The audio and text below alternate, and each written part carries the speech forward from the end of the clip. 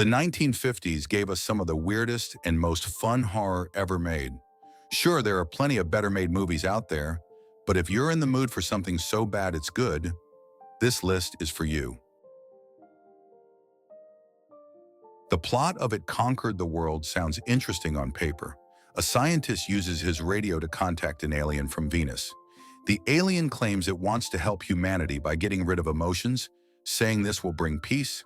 But of course, the real goal is to take over Earth and enslave everyone. Unfortunately, everything falls apart when the alien appears on screen. It has crab-like claws, a huge head, weird antennae, sharp fangs, and spiked feet. The design is so bizarre, it looks like it came from a random costume generator. Somehow the actors managed to keep a straight face. But late in the movie, one character sees the alien and yells, "So that's what you look like? You're ugly! Horrible!" It's the first truly honest line in the whole film, and it's hard not to agree. This film is both a killer brain story and a possession movie. Two B-movie classics in one. A brain-shaped alien arrives from the planet Arous and takes over a scientist named Steve. While in Steve's body, it goes on a power trip. It kills people, blows up a plane, and even sets off a nuclear explosion. Why it chose Steve instead of someone like the president is unclear, but the brain also has other priorities, like seducing Steve's fiancée. It turns out this alien is actually a criminal from Arous, so a second, good brain is sent to Earth to stop him.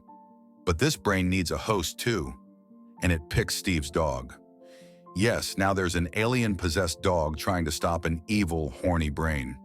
You don't see the brain much, but when you do, it looks ridiculous, like it's floating high on something, with wild eyes and a rubbery look. Still, the plot is so over the top, you can't help but enjoy the ride. The giant claw features one of the most ridiculous monsters of the 1950s. For the first 20 minutes, you don't see the creature, so you expect a dramatic reveal. And it is, just not in the way you'd hope. The monster is a giant bird with a long neck, wild hair, and goofy eyes that look like cheap Halloween props. It moves like a puppet on strings, barely flaps its wings, and somehow screeches without even opening its beak. It's hard to believe anyone approved this design. Even the destruction scenes are cheap, like when the bird grabs a train. Clearly a toy model.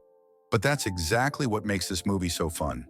It's pure 1950s B-movie chaos, and it doesn't even try to hide it. Many people know the title, but not everyone realizes how absurd this movie really is. Allison Hayes plays Nancy, a woman who sees an alien while driving at night. When she tells others, no one believes her. She's known for drinking and sounding unhinged. During a second encounter, the alien scratches her, and somehow that makes her grow into a giant. Of course, the movie blames radiation, a classic 50s explanation.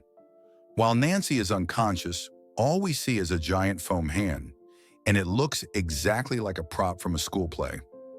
The film is just over an hour long, but despite the title, there's barely any attack.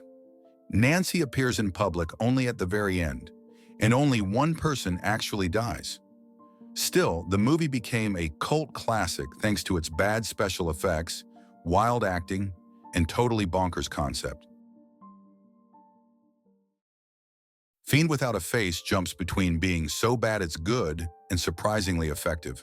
It's full of dated effects, odd choices, and moments that actually work, making it a fun watch even today. The movie is about invisible killer brains. For most of the film, victims scream and drop dead while nothing seems to be there. Later, we learn the creatures suck out their victims' brains and spinal cords. They were created during a telekinesis experiment and, of course, feed on radiation. The first part of the movie is slow, with stiff dialogue and awkward acting. But the final showdown is wild. Brains flying everywhere, blood splashing in total chaos, like something out of Evil Dead. The big plan? Blow up a nuclear power plant. But if these creatures feed on radiation, wouldn't that make them stronger?